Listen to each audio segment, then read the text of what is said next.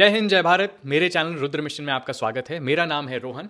आज मैं एक ऐसे टॉपिक के बारे में बात करने जा रहा हूँ जो ऊपर ऊपर से आपको लगेगा कि ये एक स्कैंडल है, ये एक कंट्रोवर्सी है, लेकिन एक्चुअल में अगर हम इसको खुरेदेंगे तो ये कुछ बहुत ही हिला देने वाली चीज़ हुई है।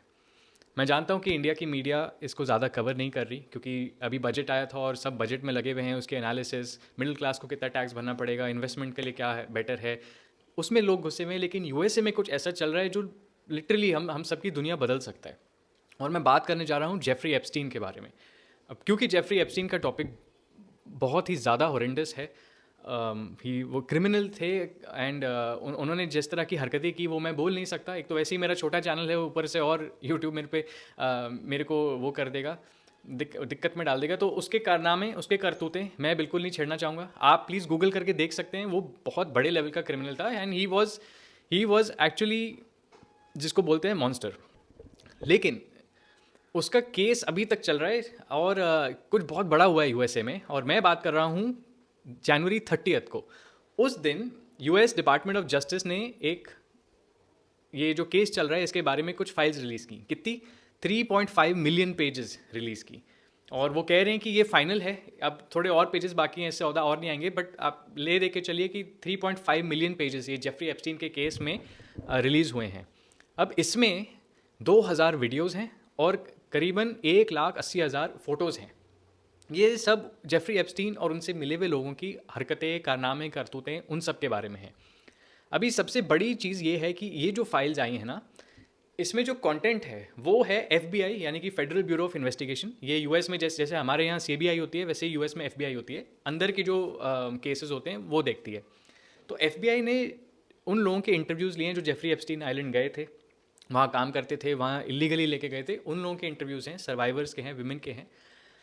और ये जो डॉक्यूमेंट्स रिलीज़ हुए हैं इसमें ईमेल्स भी हैं, इसमें फ़्लाइट लॉग्स भी हैं कि कौन कहाँ से कहाँ उड़ के गया था। और जो सबसे बड़े लोग जिनका नाम आ रहा है वो है अभी के अमेरिका के जो राष्ट्रपति डोनाल्ड ट्रंप, जो पूर्वी राष्ट्रपति थे बिल क्लिंटन, और जॉर्ज बुश सीनियर। साथ साथ में इलॉन मस्क का नाम आ रहा है, साथ साथ में बिल गेट्स का नाम आ रहा है, और यूके के जो मोनार्की है उसकी उनकी फैमिली में से प्रिंस एंड्रू का नाम आ रहा है। आप सोच रहे होंगे कि ये अभी क्यों रिलीज़ हुए, ये जनवरी 30 को क्यों रिलीज़ हुए। तो इसमें ये है कि एक एप्स्टीन फाइल्स ट्रांसपेरेंसी एक्ट है जो यूएस की जो कांग्रेस है यानी कि हाउस ऑफ रिप्रेजेंटेटिव्स और सेनेट, तो लोअर हाउस अपर हाउस दोनों ने मिलकर पास किया था और उस पर डोनाल्ड ट्रंप का भी सिग्नेचर है। और ये पास हुआ था नवंबर 19, 2025 में। तो पिछले साल हुआ था। और ये जो ट्रांसपेरेंसी एक्ट था, Jeffrey Epstein files transparency act, इसमें लिखा गया था कि जितनी भी फाइल्स, जितनी भी ईमेल्स जो जेफरी एप्स्टीन से जुड़ी हुई हैं वो 30 डेज़ में आपको रिलीज़ करनी है।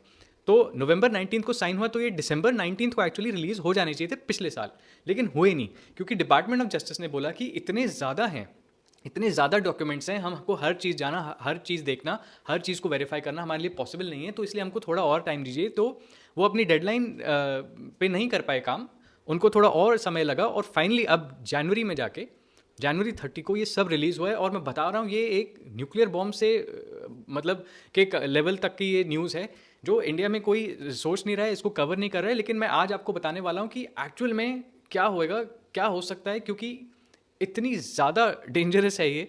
और आपको आप सोच रहे होंगे कि मैं डेंजरस क्यों बोल रहा हूँ, एक क्रिमिनल को लेके क्या इतनी बड़ी बात है।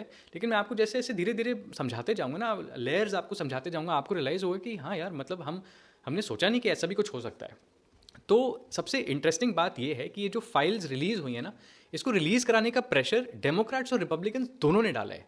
तो इसमें अभी ऐसा है कि ये अमेरिका का जो डेमोक्रेटिक सिस्टम है वो काम कर रहा है, ठीक है। इसमें दोनों पक्षों ने मिल के डिसाइड किया कि ये हमारे कंट्री के लिए बहुत ज़रूरी है, ये पब्लिक करना, ये हमारी रिस्पॉन्सिबिलिटी है एज पार्लियामेंटेरियंस। सॉरी, उनका तो पार्लियामेंट नहीं होता, बट एज मिनिस्टर्स, तो we have to do it and they have done it and it is massive. तो before I get in to the documents, मैं क्विकली बता देता हूँ जेफरी एप्स्टीन कौन था। अगर आप गूगल करें तो सिंपल सा पता चलेगा कि अमेरिकन फाइनेंसियर थे, but he was convicted criminal and he died in jail. बहुत कंट्रोवर्शियल है, आप प्लीज़ जस्ट गूगल कर लीजिए। मैं सब कुछ बताऊंगा तो मेरे वीडियो पे ही दिक्कत हो जाएगी, उस सब में मैं नहीं घुसना चाहता उन एग्जैक्ट डिटेल्स में। लेकिन आप ये समझ लीजिए कि उनकी एक हिस्ट्री थी, क्रिमिनल हिस्ट्री थी। लेकिन वो बहुत इन्फ्लुएंशियल थे। उनका जो सोशल नेटवर्क था ना, उसमें सब पहले तो सेलिब्रिटीज़ होते थे, तो Donald Trump, bill Clinton, Prince Andrew, Bill Gates, और साथ साथ में उनकी जो वाइफ थी जेफरी एप्स्टीन की, गिलेन मैक्सवेल है उनका नाम। स्पेलिंग अगर देखे जाए तो GHISLAINE, स्पेलिंग में गिजलेन है लेकिन प्रोनाउंस होता है गिलेन मैक्सवेल। गिलेन मैक्सवेल भी जेल में है और वो करीब 30 साल जेल में रहेंगी। जब वो 75 की होंगी तब वो जेल से निकलेंगी, और वो जेल में इसलिए हैं क्योंकि उनको कन्विक्ट किया है, उनको गिल्टी पाया है अपने हस्बैंड जेफरी एप्स्टीन को हेल्प कराने में। जो भी वो इलीगल एक्टिविटीज़ करते थे, जो भी वो अपने आइलैंड पे करते थे और या आइलैंड के बाहर भी एक्टिविटीज़ करते थे अपने आइलैंड के लिए, उन सब में उनकी वाइफ, उनकी पत्नी गिलेन मैक्सवेल का भी हाथ था। अब मैं आता हूँ कि आप प्लीज़ गूगल करके देख लीजिए क्या क्या डॉक्यूमेंट्स रिलीज़ हुए हैं, क्या क्या बोला जा रहा है। एक मैं आपको हल्की सी झलक दे देता हूँ, ये नहीं बताऊँगा क्या क्या बोला जा रहा है, प्लीज़ आप वो देख लीजिए क्योंकि बहुत घिनौनी चीज़ें हैं। मैं आपको बस थोड़े नाम बताना चाहता हूँ, किस किस का नाम जुड़ा है इसमें। सबसे पहले आते हैं अभी जो अमेरिका के राष्ट्रपति हैं डोनाल्ड ट्रंप। डोनाल्ड ट्रंप इस एप्स्टीन फाइल्स में लगातार आए हैं, ठीक है, उनके ऊपर एक्यूजेशंस भी बहुत ही घिनौनी हैं। फिर दूसरे नंबर पे आते हैं बिल गेट्स, माइक्रोसॉफ्ट के को फाउंडर जैसे भी आप समझें। और उसके बाद तो बिल गेट्स तो काफ़ी नामी ग्रामी हैं, तो आप जानते ही हैं। फिर आते हैं इलॉन मस्क। अब इलॉन मस्क ने तो सब कुछ डिनाई कर दिया, बाकी उन्हें भी डिनाई कर दिया कि हमारा कोई लेना देना नहीं था, लेकिन हैं ज़रूर इलॉन मस्क। फिर आते हैं प्रिंस एंड्रू, यूके की रॉयल फैमिली मोनार्की से। फिर बाकी नाम हैं Bill Clinton, George Bush senior, Jay Z, Harvey Weinstein, Pusha T, और पता नहीं और कितने इसमें नाम हैं, कितने। सर्गे ब्रिन हैं गूगल को founder, Howard Lutnick commerce secretary of USA, और इसके साथ साथ ओबामा, US के प्रेसिडेंट ओबामा की काउंसिल मेंबर्स हैं, गल्फ़ के शेख हैं काफ़ी, बहुत। आप ऐसा समझ लीजिए पता नहीं दुनिया के कौन कौन से कोने के आप जो बड़े बड़े लोग हैं, आप शख्स उठा लीजिए, उन सब का नाम इसमें है। अब ये कैसे पॉसिबल हो सकता है? तो इसकी जो मेन बात है, जो शायद इंडियन मीडिया कभी बताएगी नहीं क्योंकि शायद वो तब पढ़ते नहीं है, बट अगर आप अमेरिकन प्रेस को फॉलो करें, अगर आप UK की प्रेस को फॉलो करें, तो बहुत क्लियर कट है कि जेफरी एप्स्टीन एक एजेंट थे। मैं उनको स्पाई नहीं बोल रहा क्योंकि वो एक एजेंट थे। एक एजेंट का मतलब ये है कि वो किसी एक स्पाई एजेंसी से जुड़ा हुआ नहीं है, वो मल्टीपल स्पाई एजेंसी से जुड़ा हो सकता है। और ऐसा भी हो सकता है कि वो एक टाइम पे 3 अलग अलग स्पाई एजेंसीज के लिए काम कर रहा हो, 3 अलग अलग डिलीवरेबल्स हों। अब काफ़ी लोग कहते हैं कि जेफरी एप्स्टीन मोसाद एजेंट भी थे, CIA एजेंट भी थे, MI6 जो UK में है उसके एजेंट भी थे, और रशियन एजेंट भी थे। और उनका जो जो मेन काम था वो था दुनिया के सबसे बड़े पॉलिटिशियंस और सबसे बड़े बिजनेस पीपल को अपने आइलैंड में लाना, उनको ऐसी एक्टिविटीज़ करवाना क्योंकि उनके पास पैसा है, पावर है, तो कोई क्वेश्चन नहीं उठाएगा। और जब वो ऐसी इलीगल एक्टिविटीज़ करें उसको डॉक्यूमेंट करना और उनको कॉम्प्रोमाइज़ कर लेना ताकि लेवरेज मिल जाए। आप उनसे जो करवाना चाहें आप करवा सकते हैं क्योंकि उस पॉलिटिशियन की, उस बिजनेस लीडर की आपके पास ऐसी फ़ोटोज़ हैं, ऐसी वीडियोज़ हैं जो अगर वो पब्लिक कर दें तो बहुत बुरा हाल हो सकता है। तो ये था एक्चुअल में जेफरी एप्स्टीन का गेम, और उसने ये गेम बहुत अच्छे से खेला 30 साल तक। उसने हर एक बड़े मंत्री को, हर एक बड़े बिजनेसमैन को कॉम्प्रोमाइज़ किया। He was successful, so he was, you can't call him a great spy but he was a great agent. And उसको जहाँ जिससे टास्क मिलता था उसने किया। और साथ साथ में उसकी वाइफ तो रेगुलर, मतलब सबको पता है कि शी वॉज एन एजेंट, क्योंकि गिलेन मैक्सवेल के जो पिताजी थे रॉबर्ट मैक्सवेल वॉज वो एक मीडिया टाइकून थे और वो ब्रिटिश थे, लेकिन उनकी बहुत नोन लिंक्स थे मोसाद और CIA के साथ। इनफैक्ट जब उनकी मौत हुई, तो उनकी मृत्यु हुई रॉबर्ट मैक्सवेल की, तो उनको स्टेट ऑनर्स दिया था इजराइल में ब्रिटिश सिटीजन होने के बाद। तो क्या आप 2 and 2 = 4 आप कर लीजिए। तो ये था कि जेफरी एप्स्टीन और गिलेन मैक्सवेल एजेंट्स थे और इनको पता था इनको क्या करना है। और ये आप ये समझ लीजिए कि आपको लगे कि ये बहुत घिनौनी हरकत है, लेकिन देखिए इन्होंने पैसे के लिए किया। इनसे करवाया किसने? जिसने करवाया उसने अपने देश के लिए करवाया।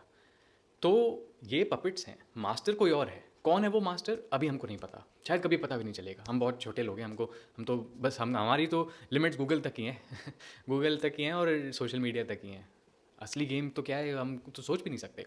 बट अल्टीमेटली यही हमको समझना चाहिए कि ये तो एप्स्टीन और उसकी वाइफ वो पपेट के ऊपर भी मास्टर था, और पपेट ने अपने नीचे और पपेट बना लिए थे। तो ये था एक्चुअल में पूरा गेम। और इसमें हुआ ये है कि अब जब फाइल्स पूरी रिलीज़ हुई हैं तो इतने बड़े शख्स के नाम आए हैं, डोनाल्ड ट्रंप, बिल क्लिंटन। तो ऐसा नहीं है कि सिर्फ एक साइड की पार्टी कॉम्प्रोमाइज़ हुई है, दूसरी साइड तो रिपब्लिकन्स भी हुए हैं, डेमोक्रेट्स भी हुए हैं, ब्रिटिश भी हुए हैं, गल्फ़ वाले भी हुए हैं, सऊदीज़ भी हैं, एमिरातीज़ भी हैं, कतरीज़ भी हैं और यूरोपियंस भी हैं। तो सारे जो जो वर्ल्ड पावर में जो जो एक तो जो सुपर पावर्स हैं उनके लोग कॉम्प्रोमाइज़ हैं, जो राइजिंग एंड इमर्जिंग पावर्स हैं उनके लोग कॉम्प्रोमाइज़ हैं। इंडिया के भी बहुत सारे मिनिस्टर्स का नाम है, प्रधानमंत्री का भी है, leader of opposition Rahul Gandhi का भी है, कांग्रेस मेंबर्स का भी है, लेकिन इन सब का नाम घिनौनी हरकतों में नहीं है। इन सब का नाम ऐसा है कि जब जेफरी एप्स्टीन डिस्कस करता था बाकी लोगों के साथ, अमेरिकन एडमिनिस्ट्रेशन के साथ, तो उन सब के नाम लिखता था कि इन पर्सन को रीच करने की करो, इन पर्सन को पहुंचने की कोशिश करो। तो इनका नाम, जो हमारे मिनिस्टर्स हैं, thankfully they are not doing anything wrong, they have been referenced in this documents. वो अलग चीज़ है, उसको इतना दिल का ताड़ नहीं बनाना चाहिए। In fact as Indians we should be proud and we should thank our ministers की, thank you, you guys are little sensible. आप लस्ट के पीछे नहीं भागे, आप यू वर वेरी क्लियर कि आपको क्या करना है, एंड इसमें दोनों साइड्स को देना चाहिए। तो ये, अच्छा मैं साइड ट्रैक हो रहा हूँ, मेन उस पर आते हैं। अभी ये है कि जो बड़ी पावर्स हैं ना, उनके लोग कॉम्प्रोमाइज़ हो चुके हैं, and this is very bad news. Why? Because there has to be some reason for this. ये रीज़न आप सोचिए कि 2026 में ये आया है, इतनी बड़ी खबर आई है, एक अमेरिका का सिटिंग प्रेसिडेंट इसमें इतनी घिनौनी हरकतों करते हुए नेम्ड है, अमेरिका के फॉर्मर प्रेसिडेंट्स एकदम घिनौनी हरकतें करते हुए नेम्ड है, तो अमेरिका में तो आग लगेगी ना। वहाँ के लोग तो प्रोटेस्ट करेंगे, वहाँ तो डेमोक्रेसी में वो पिलर है कि people do protest, and protest America बड़े स्मार्ट हैं। जब उनको पता है कि हम ऐसे प्रोटेस्ट करेंगे कोई फ़ायदा नहीं है, तो वो मिड टर्म में ना सरकार लुढ़का देंगे, और मिड टर्म आने वाले हैं इसी साल। तो ट्रंप के पास एक्चुअली ले दे के बस 8 महीने हैं अपनी छवि बचाने के लिए। अगर, क्योंकि इसका जो फॉल आउट है एप्स्टीन फाइल से जो निकलेगा, he will 100% lose the mid terms. And अगर डोनाल्ड ट्रंप मिड टर्म्स हार जाएगा ना, वो अपना ये टर्म ख़त्म नहीं कर पाएगा, ही विल बी इम्पीच्ड। बिकॉज अभी क्या है, सेनेट और हाउस दोनों में रिपब्लिकन ज़्यादा हैं। अगर मिड टर्म हारेंगे ना, तो सेनेट और हाउस दोनों में डेमोक्रेट ज़्यादा आ जाएंगे। अगर वो ज़्यादा आ जाएंगे, तो क्योंकि इसने ये जेफरी एप्स्टीन से इन्वॉल्व था, जो एक कन्विक्टेड क्रिमिनल था, उसके आइलैंड गया था और ऐसी हरकतें की ट्रंप ने जो एक्चुअली क्रिमिनल इवेंट्स हैं, तो डेमोक्रेट्स एक मोशन निकालेंगे कि ये he is unfit and ineligible to be president of the country and he should be removed, which is called impeachment, और वो हो जाएगा, इसमें कोई दो राय ही नहीं है। तो ट्रंप के पास 8 महीने बाद मिड टर्म है, तो आप समझ लीजिए 6 महीने हैं अपने आप को बचाने के लिए। नहीं बचा पाया तो गया वो, और वो लंबा जाएगा, मतलब उसके पीछे तो डेमोक्रेट्स हाथ धो के पड़ेंगे। तो क्या कर सकते हैं, क्योंकि डेमोक्रेट्स भी नेम्ड है, क्लिंटन फैमिली नेम्ड है, बड़ी भयंकर तरीके से नेम्ड है। तो this is where the concept of the deep state comes in. Now the presidents will get together, they will probably meet, they will probably call, maybe they don't even call, but now is when the actual American machinery, along with the other machineries that they have, will start working, and they are going to create chaos in this world, because ये इतनी बड़ी खबर को अब दबाने के लिए आपको इससे 10 गुना खबर पैदा करनी पड़ेगी। उसके दो ही वेज हैं। सबसे पहला कि आप एक मैसिव स्केल पे वॉर स्टार्ट कर दें। अगर आप मैसिव स्केल पे वॉर स्टार्ट कर देंगे तो मीडिया उस पर कवर करेगा, और दूसरी चीज़ ये है कि आप ग्लोबल इकोनॉमी क्रैश कर दें।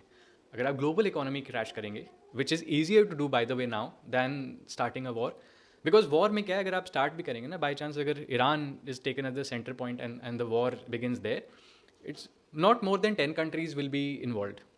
Media will cover it, but they will cover it for 1 month, 2 months, 3 months, 4 months, what ever, but it's, you get the point. 10 देश से ज़्यादा इन्वॉल्व नहीं होंगे।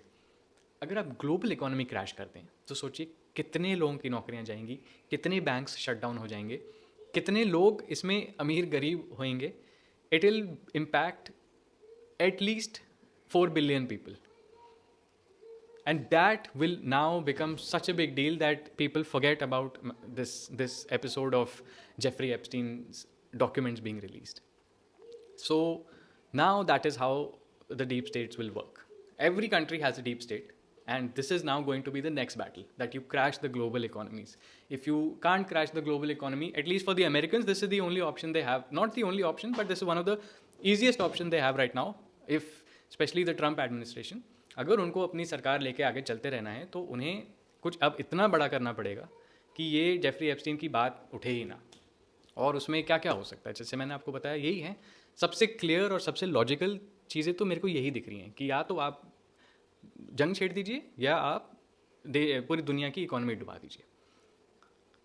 तो ले दे के अब बात ये होने वाली है कि कौन पहले इसमें अब एक्ट करेगा, क्योंकि ऐसा नहीं है ना कि सिर्फ CIA और अमेरिकन डीप स्टेट ही लगा हुआ है, बाकी देश के भी तो नाम हैं, उनकी भी डीप स्टेट्स हैं। कौन पहले किसको काटेगा, अब ये होने वाला है। It's going to be a game of nobody trust anybody, everybody is in it for their own interest. That is super simple geopolitics that comes out of just this document release. And मैं हैरान हूँ कि India में कोई media इसको बात ही नहीं कर रही है। आप सोचिए ये अमेरिका में ऐसी ऐसी घिनौनी हरकतें कर रहे हैं, ये जो देश जो दुनिया भर में ज्ञान बांटता है डेमोक्रेसी का, ज्ञान बांटता है ह्यूमन राइट्स का, ज्ञान मॉरल लेक्चर देता है विमेंस राइट्स का, उनके प्रेसिडेंट्स कैसी हरकतें कर रहे हैं, ये तो कोई सवाल मेरे कोई पूछ ही नहीं रहा है। मैं तो एक छोटा सा यूट्यूबर है, 200 मेरे तो सब्सक्राइबर्स हैं, मैं पूछ रहा हूँ। हमारे बड़े बड़े मीडिया हाउसेस में हिम्मत ही नहीं है, इंटरेस्ट ही नहीं है। बट आप सोचिए ना कि इतना बड़ा, आप खुद ही सोचिए जब भारत में, और मतलब मेरे को भी बड़ा दुख होता है, बट भारत में कोई रेप केस होता है या फिर कोई बहुत बड़ा क्राइम होता है तो कितना BBC और गार्डियन और वॉशिंगटन पोस्ट और न्यूयॉर्क टाइम्स में आर्टिकल आते हैं। यहाँ तो इनके प्रेसिडेंट्स, इनके मिनिस्टर्स, इनके बिलियनर्स घिनौनी हरकतें कर रहे हैं औरतों के साथ, महिलाओं के साथ, लड़कियों के साथ, और हमारी मीडिया सो रही है, मतलब ही नहीं है। बजट डिस्कस कर रहे हैं, और ठीक है बजट आपने कर लिया, हो गया ना, 1 फ़रवरी को हो गया, ये तो 30th को आया था। लेकिन अच्छा ठीक है, आप मैं मान सकता हूँ कि बजट प्री बजट एनालिसिस करनी थी, अब तो बजट हो गया, 2 तारीख हो गई। कोई तो सवाल उठाए कि ये है अमेरिका जिनसे हम हर प्रीटी मच हर साल हम लेक्चर सुनते हैं कि इंडिया में डेमोक्रेसी मर रही है, विमेन की सेफ्टी नहीं है। ठीक है, हमारा 1.12 बिलियन के लोग हैं, there will be criminals also. आपके तो प्रेसिडेंट्स क्रिमिनल्स हैं, आपके तो प्रेसिडेंट्स जो ऑफिस चला रहे हैं, आपके तो मिनिस्टर्स जो पोजीशंस होल्ड करते हैं इंपॉर्टेंट, वो क्रिमिनल्स हैं। आप हमको लेक्चर देते हैं। तो हमारे देश को थोड़ा जगना चाहिए, थोड़ा बाहर निकलना चाहिए हमारे BJP कांग्रेस से, थोड़ा look outwards. When you look, हम बहुत इनवर्ड्स लुकिंग हैं। ये एक बहुत बड़ा इशू है इंडियंस के साथ, और ये मैं चाहता हूँ कि मेरे जैसे लोग ऐसी बातें करें और हम सुधारें। बट ये बहुत बड़ा इशू है, क्योंकि इसमें अभी लग नहीं रहा है, लेकिन 3-4 महीने में आप देखिए हम सब बहुत भयंकर तरीके से इफेक्ट होने वाले हैं। मैंने आपको 2 रास्ते बता दिए, इनके पास क्या है। तीसरा रास्ता अगर ये निकाल लें तो मैं भी सीख जाऊँगा। I am also student of Jio politics, मैं भी कुछ नया देखूंगा। मेरे को अभी जितना लग रहा है इन दोनों चीज़ों में से एक होगी, या तो एक भयंकर युद्ध स्टार्ट होने वाला है, या फिर ग्लोबल इकोनॉमी क्रैश होने वाली है। और मैं चाहता हूँ कि मेरे को जो भी आज लोग देख रहे हैं वो घबराए ना। मेरी तो बस ये, मैं इसको डिडक्शन बोलते हैं कि मैं जो चीज़ें हुई हैं मैं उनको एनालाइज करके मैं पॉसिबल सिनेरियोज निकाल के बता सकता हूँ। क्या पता कुछ भी ना हो। अगर कुछ भी नहीं होगा तो मैं इतना श्योर हूँ कि ट्रंप इम्पीच हो जाएगा and he will be removed as the US president, because this is now going to get too big for him to handle. So जब घर के अंदर आग लगे और आप उसको नहीं बुझा पाएँ तो बेस्ट है कि आप बाहर हर जगह आग लगा दो, ताकि बाकी लोग भी उसको ना बुझा पाएँ। तो ये अगर होने वाला है तो आप प्लीज़ मेरा वीडियो देखिए, लाइक कीजिए, शेयर कीजिए, कमेंट कीजिए, और मैं आपके लिए हर हफ्ते नए वीडियोस बनाता रहूँगा। Till then keep watching Rudra mission and keep giving me the love that you are giving. जय हिंद, जय भारत।